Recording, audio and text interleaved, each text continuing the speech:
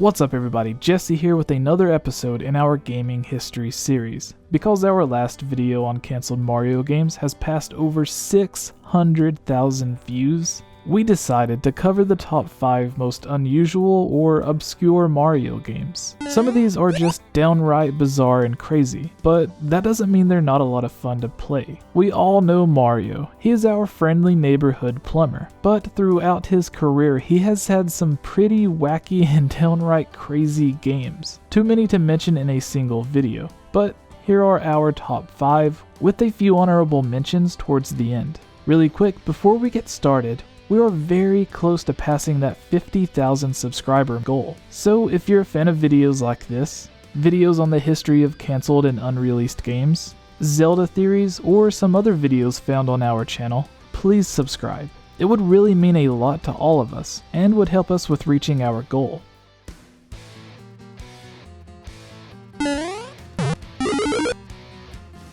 Starting off our list is the very first game to have Luigi as the main character. Mario is Missing is what is referred to as edutainment, a way to make learning fun. How does it do this? Well, it doesn't. I mean, seeing Koopas with rocket-propelled boots that activates once you jump on them is so bizarre you have no choice but to laugh. And overall, the game was pretty interesting for its time, but the true wackiness comes from its plot. And I promise, I'm not making any of this up. Bowser decides to flood the earth using hairdryers from have to have it, yes, have to have it, mail order to melt Antarctica. In order to buy the hairdryers, Bowser has his Koopa Troopas travel all over the world and steal various important landmarks that he plans to sell. The full trinity, Mario, Luigi, and Yoshi, follow Bowser to Antarctica to stop him. But when Mario goes on ahead, he is captured by Bowser. The PC version of this is the most elaborate. Luigi is too scared to go inside the castle, so Mario enters alone. Despite Luigi's warnings against taking candy from strangers, Mario eats some candy offered to him by Bowser, who is disguised as a butler, and is then scooped up in a net. In the SNES version, Mario arrives last in Antarctica. Luigi and Yoshi are already present, and Mario had apparently warped to Antarctica by accident, while he was distracted by the incomplete title in Dinosaur Land. And Luigi seemed eager to go into the castle after appreciating that Mario dropped in with a pit opening beneath him when the group reaches the castle. While in the NES version, a Koopa throws a bag over Mario, while the latter is fuming about the title, claiming he was missing as he walks through the snow and ice. With Mario captured, the task of returning all of the stolen artifacts and saving both his brother and Earth falls to Luigi, who bravely enters the castle, leaving Yoshi outside.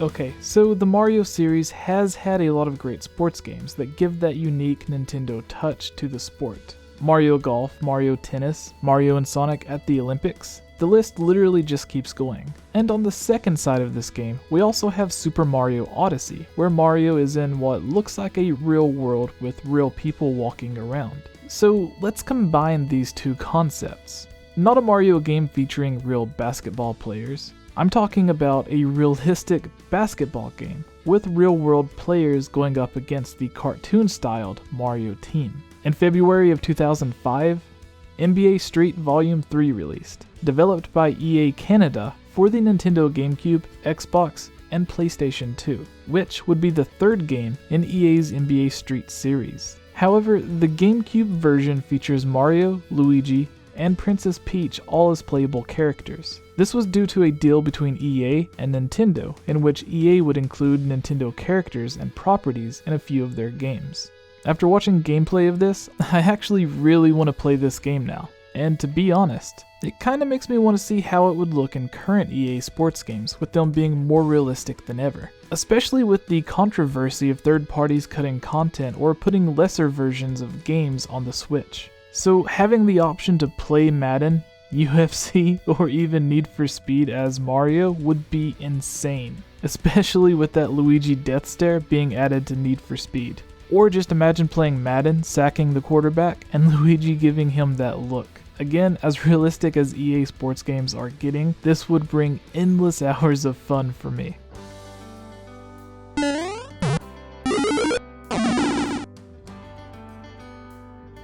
Okay, have you ever just really wanted to design your own shirt, but didn't want to give up playing Mario? No? Well, neither have I. But if you did, you would have this game, I Am a Teacher, Super Mario No Sweater, which was released on August 27th of 1986 for the Japanese Famicom Disk System. An overview of the game reads, I Am a Teacher, Super Mario No Sweater, sorry, that name's just hilarious. Super Mario No Sweater is a Nintendo-developed sweater designing application for the Famicom Disk System, created in conjunction with the Japanese company Royal Industries. Users could design their own Super Mario Bros. Themed sweaters and tweak several variables for the clothing based on their body's specifications. The designs could then be sent to Royal Industries, where they could create the sweaters based on the saved dimensions for a fee, with the final wearable product eventually sent back in the mail. As strict as Nintendo is now with their licensing and characters on clothes, I would imagine a lot of people would absolutely love to design their own Nintendo outfits, especially if it would be officially licensed like the clothes you would make with this game, as opposed to the hundreds or possibly even thousands of knockoff merch I see being promoted on my Twitter every single day.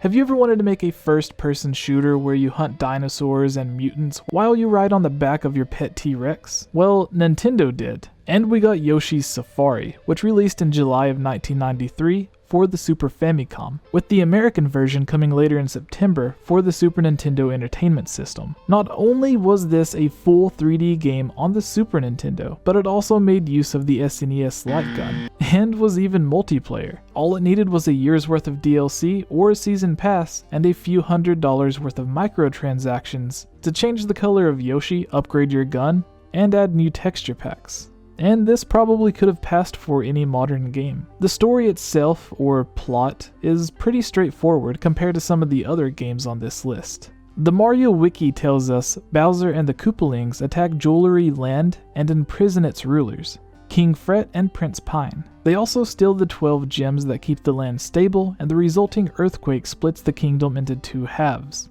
the Light Realm and the Dark Realm. The gems are distributed amongst Bowser and the Koopalings, and 5 powerful minions, all of whom lord over the many regions of the captured kingdom. Fortunately, Prince Pine is a friend of Princess Peach, who promptly sends Mario and Yoshi to save Jewelry Land. She gives them the Super Scope to aid in their quest. After defeating the Koopalings in the Light Realm and freeing King Fret, Mario and Yoshi head to the Dark Realm to save Prince Pine from Bowser. At the end of the game, a code for a harder game is given to use at the title screen. This not only changes the color of the levels, but it also makes the bosses harder, and changes the text of the story scenes to say that the events of the story are repeating themselves.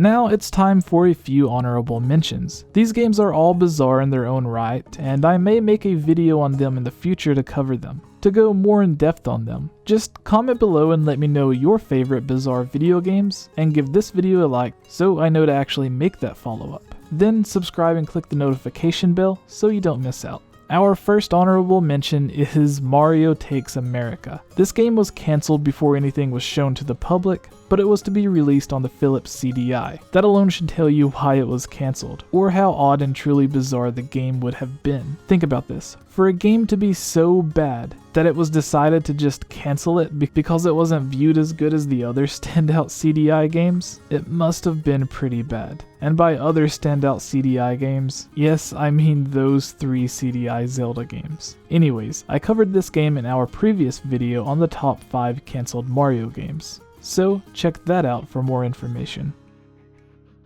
Next up is Hotel Mario. This game puts a borderline racist vibe towards Mario's Italian background. It has Mario going from hotel to save the princess, each being ran by its own Koopa. Hotel Mario puts a fresh spin on the famous quote, "Your princess is in another castle," except in this case, it turns out another hotel. And yes, this was also for the Phillips CDI.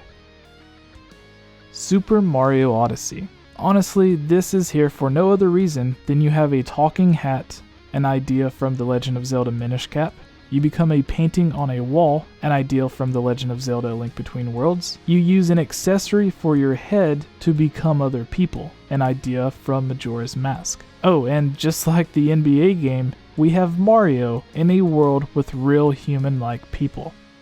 Mario plus Rabbids. Okay, so I feel like anything involving the Rabbids is going to be crazy. But when designing this game, Miyamoto told Ubisoft that they needed to create a unique gameplay mechanic for the collaboration, and that Mario could not jump. This is similar to Aonuma telling the team working on Hyrule Warriors that they were not allowed to have puzzles or traditional dungeons in the game. They were to simply make a Zelda game that Aonuma couldn't make himself. And when it started seeming too much like Zelda, Aonuma made them change the feature. Mario plus Rabbids had a similar development. For those who don't know, Mario plus Rabbids is a Mario game where Mario can't jump. Rabbids are cosplaying as different Mario characters, and instead of a platformer, it's a turn-based strategy game with weapons. Some of those weapons even having naughty words. Yes, this is beyond odd and weird, which is why it's worthy of an honorable mention. In fact, the truth is, the Mario series is full of dozens of games that are bizarre and unique in their own way. So sadly, not all of them can make it into a single video. But this is why we'll be making a follow-up video on these crazy Mario games, as well as similar videos on Zelda, Pokemon, Sonic, Kingdom Hearts, and other Nintendo, PlayStation, and Xbox franchises. Just remember to let us know which games you would like to see. And again, please subscribe to help us reach that 50,000 subscriber mark. It really would mean a lot. And now, finally, it's time for our number one game.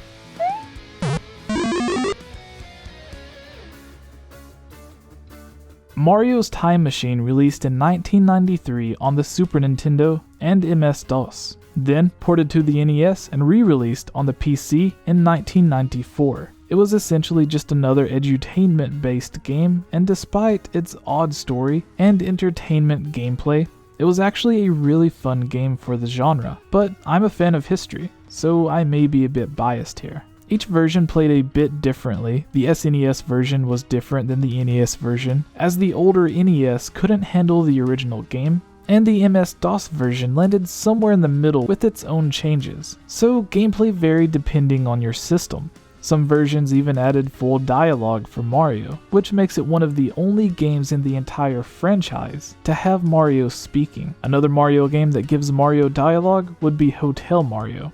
Here's the official plot. In the year 1993, Bowser uses a time machine traveling backwards to different points in human history and stealing significant artifacts to place in his personal museum inside his castle. With his collection nearly completed, Bowser gloats that not even Mario can stop him now. Mario realizes that history will change forever if he does nothing. So it's up to Mario to use Bowser's own device against him by returning the artifacts to their proper places in time. The home console releases add that Bowser plans to destroy his time machine, referred to as a timulator, deliberately planning to irreversibly damage history and send the world back to the Dark Ages. In the NES game, Bowser's museum has been fully built and already established itself with history's greatest artifacts. Yoshi joins Mario in his quest to stop Bowser's plot, but instead gets captured when he scouts ahead. In addition to fixing the timeline, Mario must also rescue Yoshi from peril. Again, each of the different versions of the game has their own gameplay mechanics with subtle variations on the plot, but each of them are worth playing. What's up everybody, Game Over Jesse here, and if you enjoyed this video and are into awesome nerdy geeky content like we are, consider subscribing to Geek Fuel, a monthly subscription box that is guaranteed to have over $50 worth of great stuff in every box. You'll receive an exclusive shirt, games, collectibles, and other geek-related greatness. Use the link geekfuel.com/GameOverJesse to not only get $3 off of your subscription, but to help out our channel as well, which means more time to work on more videos for you guys. If you enjoy the videos on my channel, please consider subscribing, checking out my second channel focusing on movies and TV shows, and my Patreon where you can join in as a guest in upcoming videos, watch new videos first, you can have me join in and collaborate on videos for your own channel, have custom artwork or custom avatars made of yourself or for your channel, and much more.